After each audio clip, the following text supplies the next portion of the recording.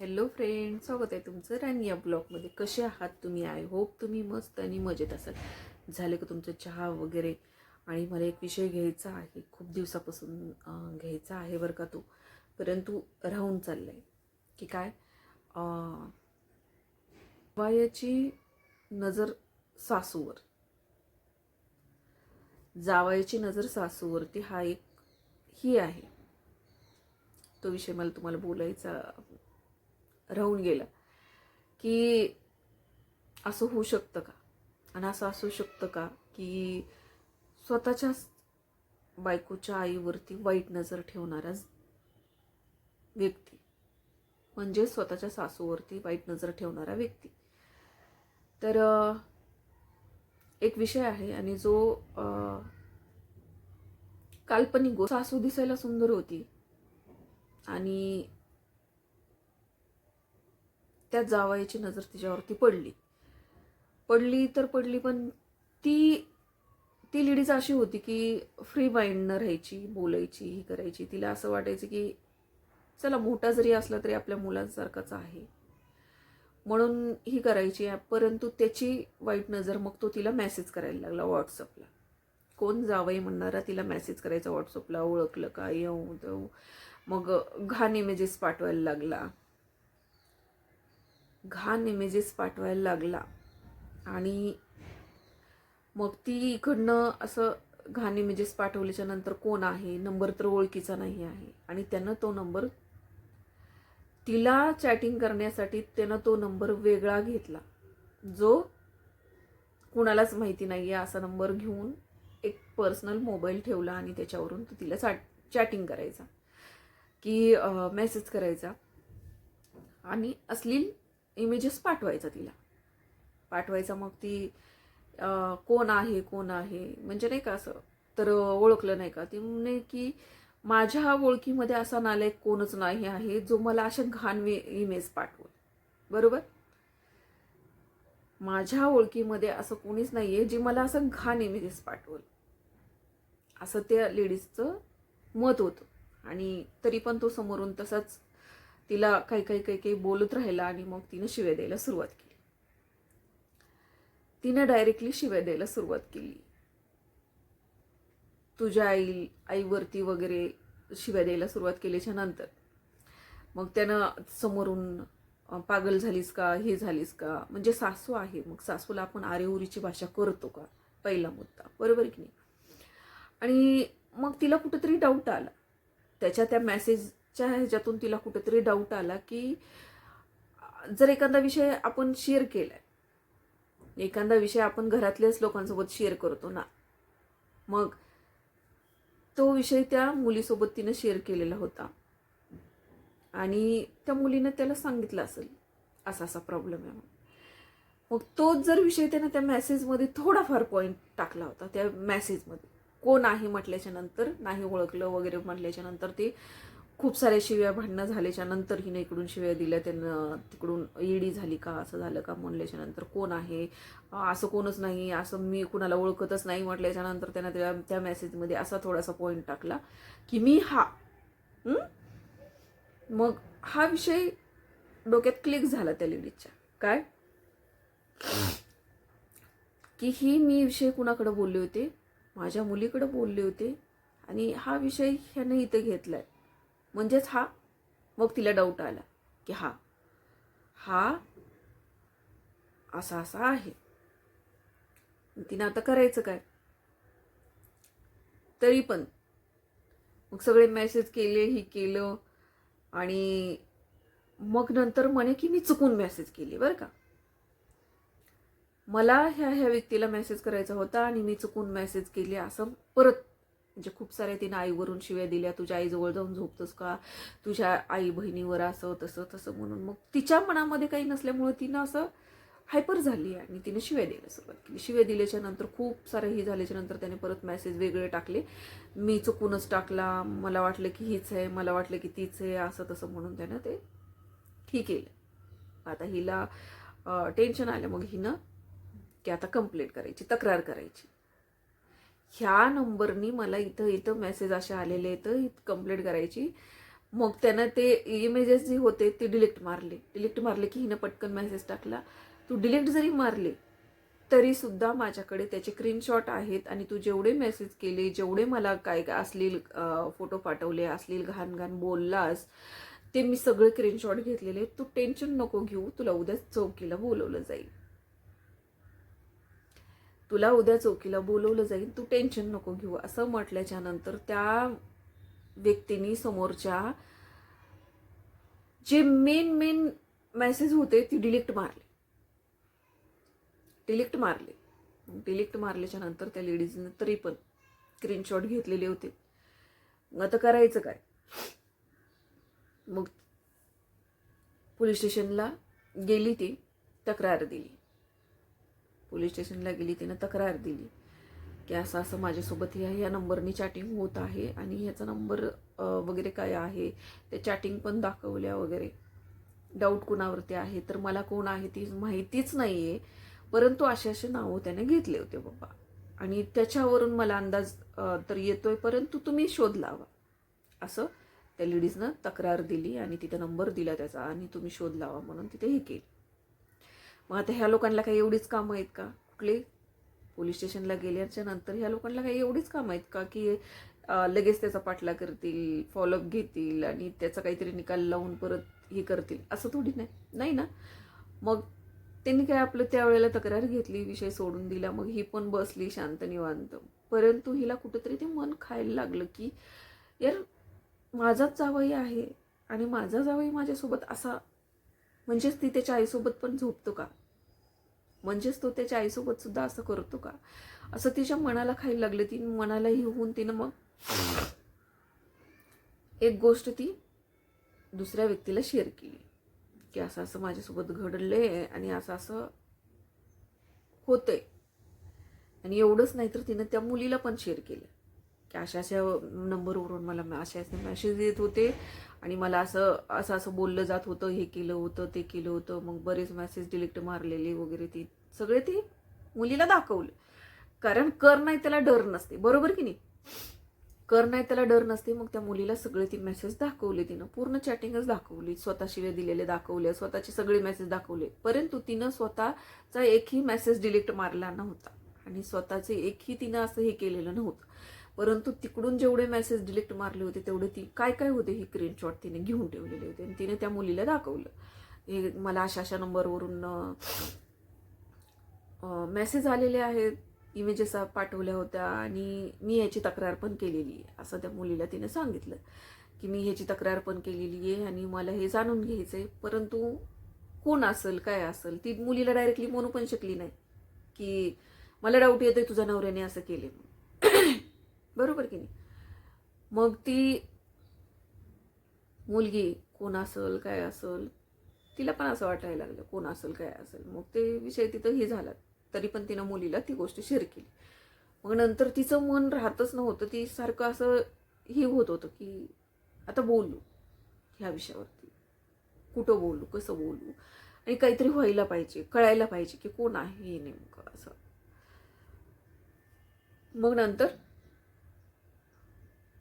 नंतर ह्या गोष्टी सगळ्या एका व्यक्तीकडे पोहोच झाल्या. कुठे?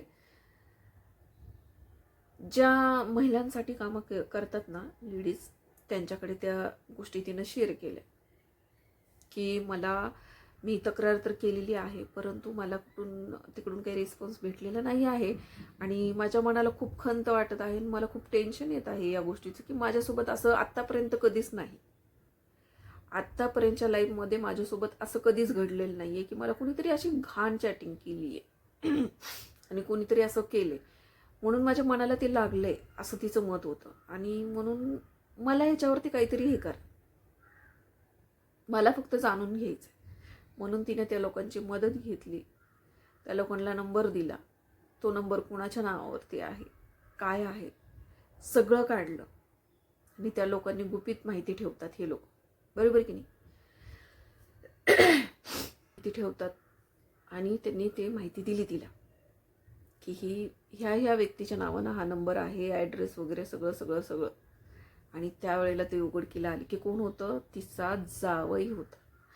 धड आता ती मुलीला सांगू शकत नाही, मुलगी विश्वास ठेवणार नाही, आणि धड ती स्वतःच्या मनाला खाऊन घेतीये. की म्हणजे कसं यार, आपल्या मुलासारखं आपण समजतो, जावई जावईच असतो, तो कधीही मुलगा बनू शकत नाही. ठराविक लोक ठराविक लोक कधीही सुधरत नाही. ते असतातच त्या लेवलचे जे स्वतःच्या आईला सुद्धा सोडत नाहीत. सांगायचा मुद्दा एवढाच आहे, स्वतःच्या आई बहिणीला सुद्धा न सोडणारे माणसं, सासूही त्यांच्यासाठी चिल्लर असते, असं वैयक्तिक माझं मत आहे. बरोबर की नाही? कारण ना, एवढी खालची लेवल नसावी माणसाची. ज्या जागेतून आपण आलोय त्याच जागेला जाऊन बघायची एवढी खाज नसावी माणसाला, खरोखर नसावी. तुम्हाला वाटत असेल किती घाण बोलते, परंतु मी ज्या फील्डमध्ये काम केलं ना, त्या फील्डमध्ये मला खूप घाण बोलावं लागायचं, खूप शिव्या द्याव्या लागायच्या, खूप साऱ्या लोकांचं हे करावं लागायचं, वाटेला जावं लागायचं. त्यामुळं सगळ्या गोष्टी शिकाव्या लागतात आणि सगळ्या गोष्टी याव्या लागतात. आणि ह्या गोष्टी अशा आल्या ना की माझं आतून आपोआप ती रक्त सळसळ होतं आणि आपोआप अशी आग लागलेली असती ना, ती भडास माझ्या तोंडातून बाहेर निघायला सुरुवात होती, आणि ती पण शिव्यामार्फत. ती पण सांगते तुम्हाला. म्हणजे यार, कुठंतरी चुकीचं आहे ते. तुम्हाला नाही वाटत आहे का की हे चुकीचं आहे? म्हणजे एवढी नजर घाण का असावी? कारण आपली आई आपली आई आणि दुसऱ्याची आई ती आपली बायको का? लाज वाटायला पाहिजे, लाज. की आपण किती खालच्या लेवलला जावं, इतकं पण माती खाऊ नये माणसाने, की माती बरोबर शेण तर खाल्लं जाईल, पण त्याच्याबरोबर माती सुद्धा खाल्ली जाईल, इतकं खालच्या पातळीला जाऊ नये. खूप काही बोलता येतं मला, आणि खूप अशा लोकांचा राग येतो, खरं सांगते तुम्हाला, की जे पोटामध्ये एक आणि ओठामध्ये एक असताना असे लोक तर अति राग येतो मला, अति. म्हणजे विचार करा, तोंडावरती मामी म्हणायचं आणि आतून सगळी अशी घाण असते आतून. त्या लेडीजला त्या माणसाच्या समोर परत जावं तर वाटेल का? तिला ते परत त्याचं तोंड बघावं असं वाटेल का? आणि परत त्याला स्वतःचं जावई म्हणावं असं वाटेल का? तुम्ही सांगा. मी म्हणत नाहीये सगळे जावई असे असतात, ठराविक म्हणले मी. कारण मी प्रत्येक ह्याच्यामध्ये जी काही गोष्टी शेअर करत असते त्या ह्याच्यामध्ये मी ठराविक हा माझा पॉईंटच असतो. कारण की मी मान्य करते, जसे सगळे बोटं सारखे नाही तसे सगळे माणसं सारखे नसतात. परंतु हे जी घाण लोक असतात ना, हे घाण लोक खरंच नसायला पाहिजे यार. इतके घाण पातळीचे लोक तर अजिबात नसून नाहीत. आणि ह्यांना ना नरकातच काय, मी तर म्हणते नरकातच काय, तर उकळत्या तेलातून उकळत्या पाण्यातून ह्यांना नेला पाहिजे. आणि म्हणजे खूप काय सांगू तुम्हाला, का राग येतो की खरंच यार. म्हणजे आतापर्यंत आपण फक्त बऱ्याच गोष्टी ऐकत असतो, आणि त्यातले काहीच गोष्टी मला शेअर करायला आवडतात, की असं होतं आणि झालंय. खूप चुकीचं आहे. तर विचार करा, खरोखर फ्रेंड्स, तुम्हाला काय वाटतं? चुकीचं नाही आहे काही, की म्हणजे जावई म्हणजे मुलासारखाच असतो, बरोबर की? परंतु बघा, जावई हा मुलगा कधी होऊ शकत नाही, काही लोक. तसं सासू एक आई होऊ शकते का नाही होऊ शकत, मी नाही सांगू शकत, बरं का? मी नाही सांगू शकत, कारण मी त्या जास्त ह्याच्यातून गेलेली नाही आहे. माझ्या मुलीचा माझा जास्ती संबंध येत नाही, तर तिच्या नवऱ्याचा माझा तर लांबपर्यंत संबंध येत नाही, बरोबर की नाही? त्यामुळे मी नाही सांगू शकत. आणि मी माझ्या चपलीजवळच लोकांना ठेवते. जे असे लोक असतात ना, ह्यांना चपलीजवळच ठेवलं पाहिजे, माझं असं मत आहे. हे असे किडे अंगावरती रेंगले नाही पाहिजे आपल्या. का माहितीये का? जो माणूस गुणांनी चांगला आहे, जो माणूस स्वभावाने चांगला आहे, आणि जो माणूस खरा आहे ना, तो माझा आहे.